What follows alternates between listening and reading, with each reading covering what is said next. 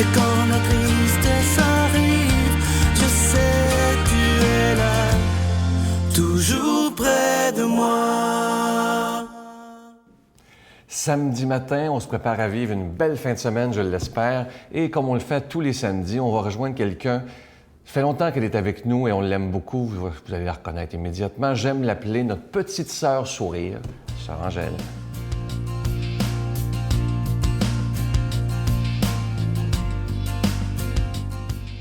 Eh bien, bonjour, bonjour. Aujourd'hui, on a choisi un thème, le partage. Partager tous les dons que le Seigneur nous a donnés. Et je trouve que dans les matins de Dieu, ce que j'ai fait, nous sommes en plein en dedans. Vous allez dire pourquoi? Bien, vous voyez des choses que je présente chaque semaine. C'est jamais la même chose. Il y a toujours quelqu'un qui a des talents plus que toi pour certaines choses. Ça prend un caméraman pour qu'il me prenne. Ça prend un régisseur pour qu'il me dirige quoi faire. Ça prend quelqu'un qui calcule le tout. Et là, ça prend quelqu'un qui dit « Ah, regarde, moi je vois ça comme ça, puis je vois comme ça. » Alors, celle qui voit ci comme ça, puis qui voit ça comme ça, c'est une autre que Ginette Trépanier. Elle tricote, elle fait les petits bains, elle a fait un cadran, regardez, pour dire que le temps est précieux. Il ne faut pas perdre de temps, il faut le partager. Et quand le temps est passé, on ne peut plus le reprendre. C'est comme l'eau du torrent, elle s'enroule et s'en va. Et c'est ça, Jésus, qu'est-ce qu'il a voulu faire? Il a dit, partagez la joie que je vous ai donnée. Il n'a pas dit partager la souffrance. Il dit, j'ai souffert assez, là. Partage la joie, partage l'amour, partage toute cette chance de vie. Et je me suis dit, c'est important, le partage. Voyez-vous, tu partages ton pain, tu partages, regarde l'ange qui offre la lumière. Vous avez tout, tu sais, on a des fruits. Et si vous allez dans certains pays, il y a un plat au milieu de la table et chacun prend dans le plat, puis il roule, puis s'en va, mais tout le monde partage. C'est pas... Et savez-vous le problème des cafétérias? Il y a un problème dans ça. Le Seigneur, il nous surveille quand même. On a quelque chose à présenter. On est habitué, notre assiette, on prend tout ce qui fait notre affaire, on ne s'occupe pas de l'autre. Et on devient comme un peu égoïste. Tandis que quand on met tout sous la table, on regarde si tout le monde en a. Et après, on peut y revenir. Savoir partager le pain que nous avons ensemble. La table a un grand rôle, je le répète souvent, mais ça a été mon stimulant. Je me dis, ce que je mets sous la table, je sais que je donne l'amour, je donne la joie et je continue la vie. Ça, c'est important. Alors, dans chaque être humain, on a notre façon de remplir notre mission, de remplir notre partage. Et moi, je partage avec vous tout ce que le Seigneur m'a donné et j'essaie de le diffuser à chacun de vous. Notre Père qui es aux cieux, que ton nom soit sanctifié, que ton règne vienne, que ta volonté soit faite sur la terre comme au ciel. Donne-nous aujourd'hui notre pain de ce jour. Pardonne-nous nos offenses, comme nous pardonnons aussi à ceux qui nous ont offensés. Et ne nous soumets pas à la tentation, mais délivre-nous du mal, car c'est à toi qu'appartiennent le règne, la puissance et la gloire, pour les siècles des siècles. Amen.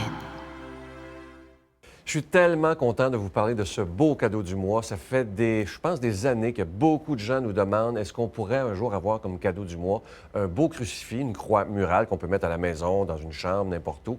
Et on a attendu, parce que je le voulais un peu spécial. Et là, on l'a enfin trouvé. Il s'agit, vous la voyez présentement à l'écran, ce beau crucifix de la Trinité. Donc, il est plaqué argent et or. Et on y voit évidemment Jésus, on y voit la colombe qui représente l'Esprit Saint. Et tout au-dessus, on voit cette image de Dieu qui est Père. Alors, le beau crucifix crucifix de la Trinité. Je vous rappelle qu'il est déjà béni. Ça se donne aussi très, très bien en cadeau. Je vous rappelle qu'avec un don de 25 vous en recevez un et avec un don de 40 vous en recevez deux. Je veux vous remercier de tout cœur de nous aider à continuer de proclamer la parole de Dieu par la télévision, par Internet, par tous ces moyens modernes, comme le pape François le demande aussi présentement. Alors, je vous donne l'adresse, la Victoire de l'amour, casier postal 120, succursale Boucherville à Boucherville, le J4B 5E6, je vous la redonne, la Victoire de l'amour, casier postal 120, succursale Boucherville à Boucherville, le J4B 5E6. Également par téléphone, par carte de crédit, du lundi au jeudi, de 8h30 à 16h30, dans le 514-523-4433, 523-4433 ou sans frais, le 1-888-811-9291, 1-888-811-9291 et aussi sur notre site Internet, le www.lavictoiredelamour.org. Alors, je vous rappelle ce beau crucifix, cette croix murale qu'on peut mettre un peu partout dans la maison. Je vous rappelle qu'il est plaqué argent et or et il s'appelle le crucifix de la Sainte Trinité.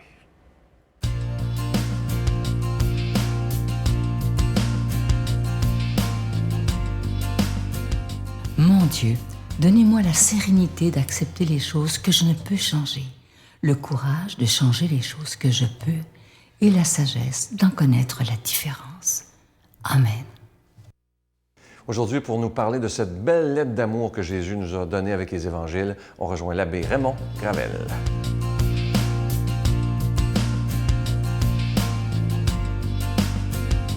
Bonjour, aujourd'hui c'est l'Évangile de Saint Matthieu. En ce temps-là, Hérode, prince de Galilée, apprit la renommée de Jésus et dit à ses serviteurs, « Cet homme, c'est Jean le Baptiste, il est ressuscité d'entre les morts. Et voilà pourquoi il a le pouvoir de faire des miracles.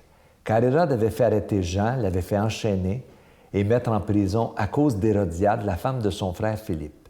En effet, Jean lui avait dit, « Tu n'as pas le droit de vivre avec elle. » Hérode cherchait à le mettre à mort, mais il eut peur de la foule qui le tenait pour un prophète.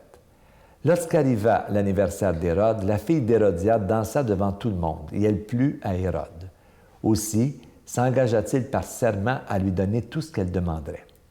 Poussée par sa mère, elle dit, « Donne-moi ici sur un plat la tête de Jean le Baptiste. » Le roi fut contrarié, mais à cause de son serment et des convives, il commanda de la lui donner.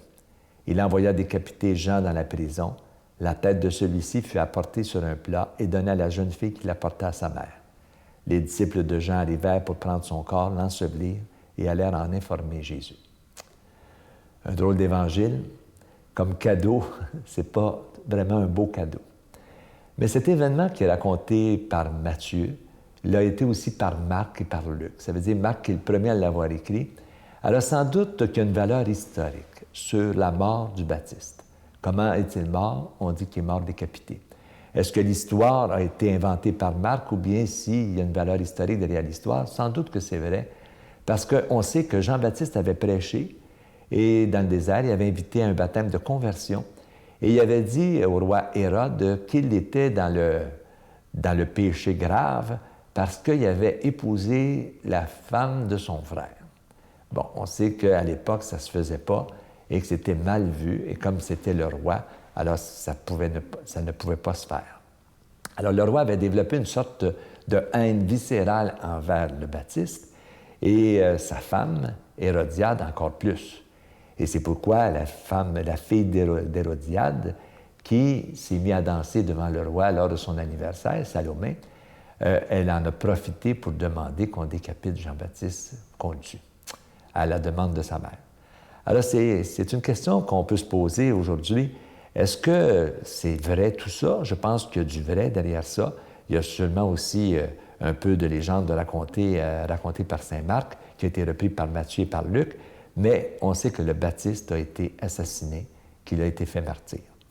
Alors, c'est pourquoi Matthieu, Marc et Luc vont raconter cet événement pour montrer que le Baptiste a été le précurseur de Jésus, du Christ ressuscité. Il était à la fois le dernier prophète de l'Ancien Testament et le nouveau prophète du Nouveau Testament.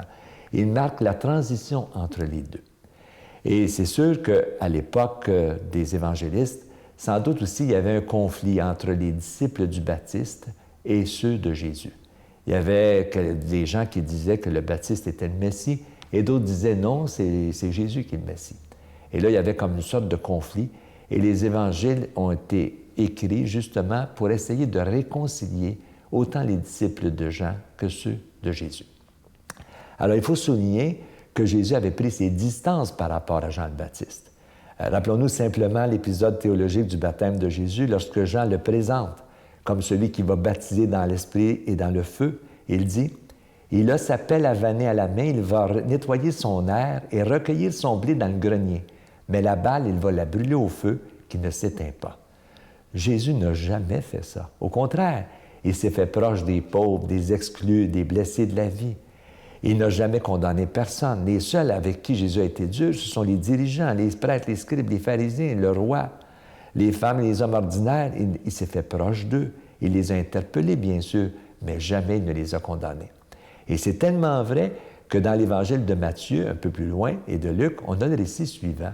Jean, dans sa prison, avait entendu ce que faisait le Christ, on dit bien le Christ. Il envoie de ses disciples lui dire « Es-tu celui qui doit venir ou devons-nous en attendre un autre? » Ça veut dire que Jésus avait pris tellement sa distance par rapport à lui qu'il ne se reconnaissait pas dans la prédication de Jésus. Alors, ce qui veut dire que chez les disciples du baptiste, on acceptait difficilement la façon dont travaillait Jésus. On ne reconnaissait pas le maître, Jean le Baptiste. Et c'est pourquoi il a fallu beaucoup de doigté aux évangélistes pour réconcilier les deux communautés. Mais ça s'est fait quand les disciples du baptiste sont devenus disciples du Christ. Alors aujourd'hui, on vit des événements semblables dans l'Église. Il y a de la gauche, il y a de la droite, il y a des conservateurs, il y a des progressistes. Si on pouvait avoir assez de doigté pour faire l'Église ensemble, et je pense que le pape actuel a ce doigté-là, et il interpelle tout le monde. Il y a des gens qui avaient pris leur distance par rapport à l'Église et qui m'ont dit, vous savez, ce pape-là, il m'interpelle drôlement. Je pense qu'il est en train de réconcilier tout le monde dans l'Église. Et c'est un peu ça le message de l'Évangile. Il faut se réconcilier tous ensemble pour faire Église ensemble avec nos diversités, nos différences. Mais nous faisons tous partie de la même Église. Alors la diversité dans l'Église, ça existe et c'est sain comme ça. Alors je vous invite à réfléchir là-dessus et je vous bénis au nom du Père et du Fils et du Saint-Esprit. Amen. Je vous salue Marie, pleine de grâce. Le Seigneur est avec vous. Vous êtes bénie entre toutes les femmes, et Jésus, le fruit de vos entrailles, est béni. Sainte Marie, Mère de Dieu, priez pour nous pauvres pécheurs, maintenant et à l'heure de notre mort. Amen.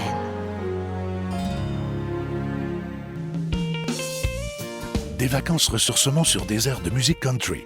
Pour la 19e année consécutive, la Victoire de l'Amour vous invite à son ressourcement annuel à la Riviera Maya au Mexique, à l'hôtel Ocean Turquesa, du 17 janvier au 2 février 2014, en compagnie de Sœur Angèle, l'abbé Raymond Gravel, Sylvain Charon et en spectacle chanteur country Irvin Blais. Informations et réservations, voyage intermission au 514-288-6077 ou sans frais 1-800-465-3255. Bonjour, ici Irvin Blais. Je tiens à vous inviter à venir passer avec nous à Riviera Maya au Mexique 2 semaines de rêve pour s'amuser, être heureux, puis je vous y attends. Je veux que vous soyez avec nous autres.